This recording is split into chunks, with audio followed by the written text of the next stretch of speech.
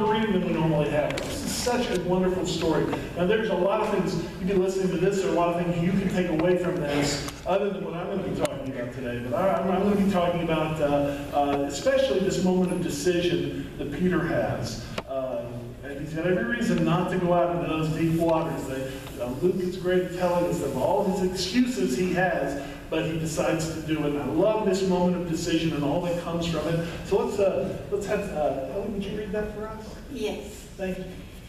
One day, as Jesus was standing by the lake of Gennesaret, the people were crowding around him and listening to the word of God.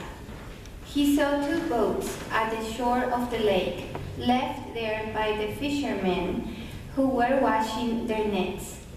He got into one of the boats, the one belonging to Simon, and asked him to put out a little from shore. Then he sat down and taught the people from the boat. When he had finished speaking, he said to Simon, "Put out into deep water and let down the nets for a catch." Simon answered, "Master, we have worked hard all night and haven't caught anything. But because you say so, I will let down the nets." When they had done so, they caught such a large number of fish that their nets began to break. So they called their friends in the other boat to come and help them. And they came and filled both boats so full that they began to sink. When Simon Peter saw this, he fell at Jesus' knees and said, "Go away from me, Lord, I am a sinful man." For he and all his companions were astonished at the catch of fish they had taken. And so were James and John, the sons of Zebedee, Simon's friends. Then Jesus said to Simon, "Don't be afraid, from now on you will fish for people." So they pulled their boat up on shore, left everything, and followed him. May God bless the reading of his word. All right, thank you, Ellie. Oh, yeah, this moment of moving into the deep waters. I tell you, it takes me back to when I was a kid. And I always loved to go swimming, as most kids do. And we'd go, for us, it was mostly the swimming pool. It wasn't the lake or the ocean. We'd be on vacation, there'd be a swimming pool. I always liked, my brother's the kind who would jump in the deep end. So, again, some of y'all have those. They jump right into the deep end, right? I was more cautious. I was more that could get into the shallow end. Maybe I'd jump in the shallow end. But I always like to spend a little time there, with the bottom below me, I could stand on, just in case. And I'd swim around and get comfortable. And the water would be here. But then eventually I'd be ready for the deep end. I'd start going out, and I'd start going down, walking toward the deep end. And the water would start getting deeper and deeper. And finally I'd be right to here. At that point, I always remember that. In fact, I still kind of do that now when I'm in a pool older. I get to that one point, and I know that if I take one more step, I'm in a whole new world.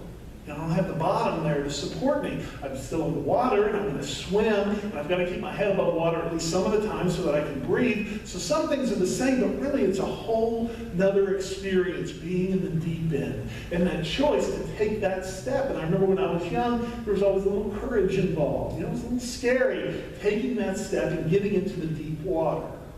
Well, that's what our story here is about, the story from the Gospel of Luke, and especially about this moment of decision. And again, this is what I love, and what really draws my attention in this story is this moment of decision where Simon has all the reasons in the world not to go back out into the deep end, not to go into the deep. There's all these considerations, all these things. There are possibly some dangers too, but just sort of the inconvenience of the whole thing. To go back out into the deep, and he makes that decision, and then everything else in the story kind of turns on that moment.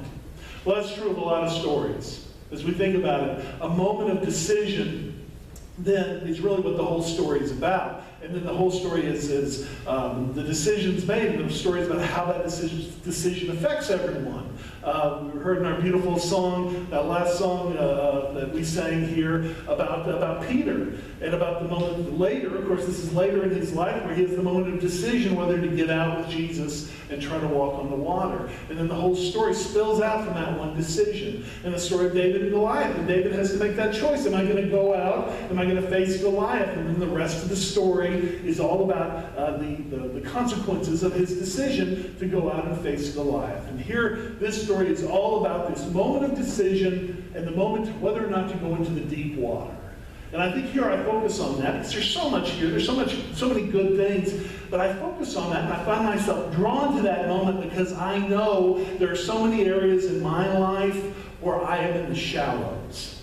There's the shallows where it's safe and there's no risk, where it's comfortable, and where I know it real well. And then there's the deep. And I don't know what's out there, but there are areas in my life where I like to stay in the shallows. I don't want to go into the deep, or I haven't made that choice as Peter did. I haven't taken that risk whether or not to go out there in the deep. It reminds me a little bit of there's a quote by the great physicist Isaac Newton.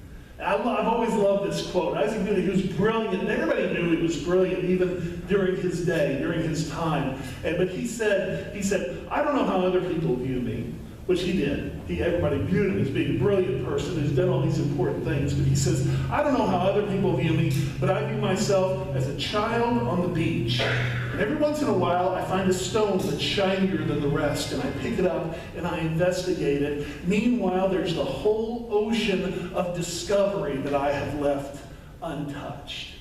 So this idea, even Isaac Newton in his brilliance believed he's just in the shallows. There's so much more out there. And if he believed that, then certainly it makes sense that we would believe that about parts of our life. There are parts of our lives where we are playing it safe. We're in the shallows, and there's this amazing deep water that God is calling us out to get to. Now, here's an example. Jesus is in this story is literally telling Peter, go into the deep water. But he does this figuratively over and over again in the Gospels. He has this moment with Zacchaeus where he walks up to the tree. Zacchaeus is sitting in the tree, and he says, Zacchaeus, come down. I'm going to have dinner at your house tonight. And basically, he's telling Zacchaeus, you have been playing it safe for too long. You've been on your own for too long. You have not been connecting with other people. You've been isolating yourself. You, Zacchaeus, are in the shallows. Come back into the deep water. And that's where you're going to find real meaning in life, is in this deep water. And it wasn't just Zacchaeus, but over and over again in Jesus' life, he was calling people out. Come on, Matthew, the tax collector, there he was by the side of the road. And Jesus came up to him and said, Matthew, follow me. Leave this tax collecting business behind. Yeah, you're making a lot of money, but come on, follow me and you'll find something of greater value. And Matthew did it. Out into the deep, Matthew was willing to go with Jesus. Risky? Absolutely. Did it take courage to take that step into the deep water? You bet it did. But he was willing to do it. And that's what God calls us to do all the time. It's what Jesus called people to do throughout his ministry, and it is what we are always being called to do, to go out into the deep water of faith. And one thing that stops us is we may think, well, what is that going to be like? What is it like out there in the deep water? And I remember thinking about this as I like to fish. I'll go, and especially when I'm up in the mountains, I'll go by some mountain lake, and I'll see the trout out there. And the trout, of course, are always right outside of the furthest that I can cast. They're in the deep water out there, just beyond what I can get to with my rod and with my line and reel. And I wondered, what would it be like to have access to that? To have access to that abundance, to be able to get out into the deep waters. We've asked that too in our lives. So if there are areas where we're playing it safe, there are areas where we're holding back, what would it be like if we could get into those areas? If we had that courage to take that step into the deep waters, what would we find out there? Well, I'll tell you one thing we would certainly find, and I think this sums up a lot of it, because we're going to find lots of different things, and it's going to be a surprise, the abundance that we find and the form that abundance takes. But basically what we're going to find is ourselves. We go out into that deep water, we're going to find the people that God created us to be. Because there's a lot of skills we have, a lot of talents, a lot of gifts that go unused in the shallow waters. So when we get out into the deep, that is when we challenge ourselves. That is when God challenges us. It is in the deep waters that we find these challenges. It's in the deep waters that there are battles to fight. It's in the deep waters that there's peace to make. There are people to serve out there in the deep waters. And that service can be risky. We don't know how it's going to turn out exactly. The deep waters, boy, that's where we are really going to start becoming the people that God calls us to be. And we can do that simply, with our faith. There's 1,000 ways with your faith you can move out into the deep waters. One is with giving. We can move into the deep waters of faith when we decide that we're going to give sacrificially, proportionately, joyfully, regularly. We make that decision in our lives, and we're moving into the deep waters when it comes to giving. When it comes to worship, we can move into the deep waters as far as worship is concerned. I know with me, when I come to worship, there's a part of me that is a participant and participates in worship, and there's a part of me that observes worship. And sometimes one takes over more than the other, but my prayer is, and what I get the most out of, is when I become the participant in worship. When I'm not just an observer, and I'm not talking about giving the sermon, I'm talking about the way you can participate in the pews, the way you can open your hearts to the Spirit of God as you worship, the way you can feel the first thing we should all feel in worship, and that is gratitude. Feel that gratitude overwhelming you as worship begins. You can feel God's inspiration. You can make yourself open and vulnerable to the other people that are here worshiping with you. You can feel a strong connection to them as you decide to participate in worship, as you decide to move into the deep waters of worship. Become more than an observer, but a participant here, a participant in your heart. We can do this with prayers. We commit ourselves to really committing to deep prayer in our lives. And in fellowship and in so many other ways, we can move into the deep water. And there, we're going to find opportunities to serve. We're going to find challenges. But we're also going to find ourselves. And we can do it in all these areas of our faith, all the different particular ways we think about expressing our faith, but we can also do it in every aspect of our lives. Like, for instance, our work.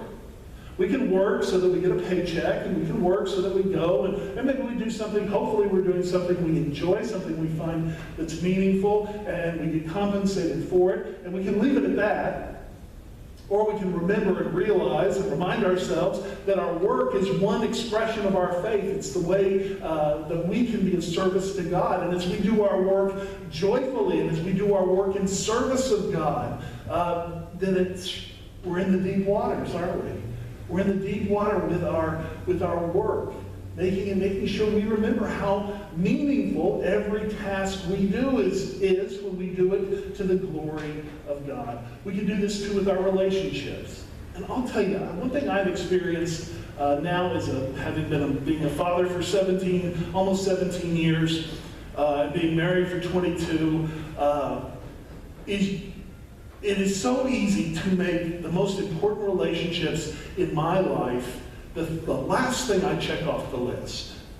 And so when, an hour before bedtime, I think, oh gosh, I got to make sure that I do something. I connect with my kids. I have a good conversation. And, I talk with my wife. I hear about her day. And sort of the last thing on my list. And I'll tell you, that's the shallows. And it's so easy to do, even with the people that are most important to us, to just keep them in the shallows of life. Am I going to make that call? By the end of the day, I should really make that call and check in with those people that I love that aren't nearby. I should really do that before it gets too late. Well, instead of doing that, get into the deep waters of these relationships, make them a priority. Make sure that that time is the first thing being carved out in your week. So you know when you're spending time with those people who are most important to you. That's the deep water. I've got a great illustration of this, and it's an illustration of the deep water in our relationships with one another, but it's also a great illustration of the way you get pulled in, you accept this call to take that step to get into the deep water. Well, you never know what's going to happen next. You can be called deeper and deeper and deeper until you are just in a wonderful, amazing adventure that lasts who knows how long. And this actually is something that happened to, he's a friend of mine. I used to play softball with him when I lived in Fort Worth. He's really a good friend of my brother's. His name's Jim Redwine. And back when Jim's kids were young, he had a son who was in 3rd grade. And he decided, okay, I want to spend time with this 3rd grader, with my son. And so he said, okay, I'm going to pick him up from school on every Thursday. And so Jim, who worked for himself, wouldn't make any money then. From 3 o'clock on, he was going to spend time with his 3rd grade son. And they were fortunate that he'd pick his son up from school, and there was a park right across the street. And so they go over to the park because they love playing, doing outside stuff and playing games and playing sports. And they did this every Thursday. And then some other kids who were still there after school started joining them because they were having so much fun. And some of Jim's son's friends started coming as well. And Jim did such a great job of organizing these boys and of letting them also, really most important, letting them self-organize, letting them sort of pick the games, letting them decide how it was going to go, and also giving the older boys the chance to be leaders by instructing them and telling them that, you're the oldest, which means you should be the kindest. If you are the oldest, you should be the kindest. You should be the most helpful. And you should make the little boys that are here feel most welcome. And that's the kind of lesson he started teaching these boys. And pretty soon there were 20 boys out there. And the next year there were 50. And the next year there were 70. And Jim was spending an incredible amount of money on equipment for these boys and for snacks for them each Thursday. And so this was all when Jim's son was young, right? Well, that's when he was in 3rd grade. And so, of course, that ended, right? Well, no. Actually, if you go to Fort Worth today, 25 years later, Jim's son's in his 30s now.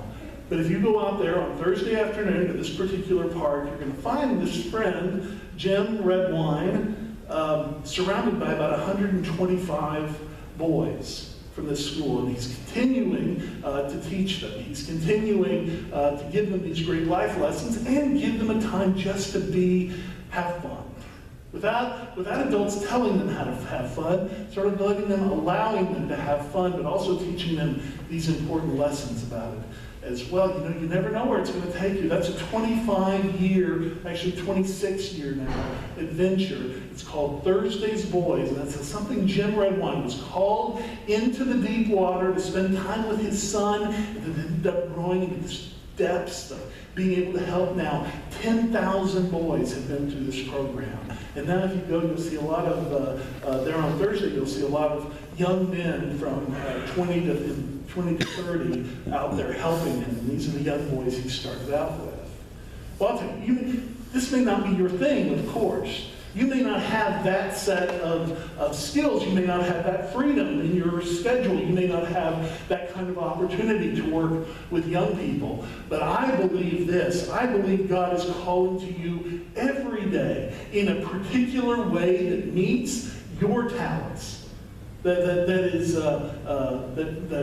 goes with exactly the kind of gifts God has given you. And there are opportunities for you to take that step and to get into the deep water in some relationship, in some area of faith, in some particular aspect of your life. And I'll tell you, it's scary. That's a scary moment when you're sitting there and the water's up to here and you're deciding whether or not to take that step and to get into the deep water in some area of your life. But one thing we should remember, one thing we too often forget, is that when we're standing here right on the edge of the deep water, and once we've decided to take that step, and once we're in that deep water, God is with us every step of the way. God is with us inspiring us. God is with us giving us this love that we can share with other people. And to that I say, praise be to God. and amen. Let's bow in prayer. Loving God, we do give thanks for all the opportunities that you give us to do more in our lives, to do something even more meaningful than we have been doing. Loving God, thank you for giving us the chance to see and to consider what is truly important and to give those areas our special attention. Lord, help us to see the opportunities that you're going to give us here this week ahead to touch the lives of those around us. Lord, help us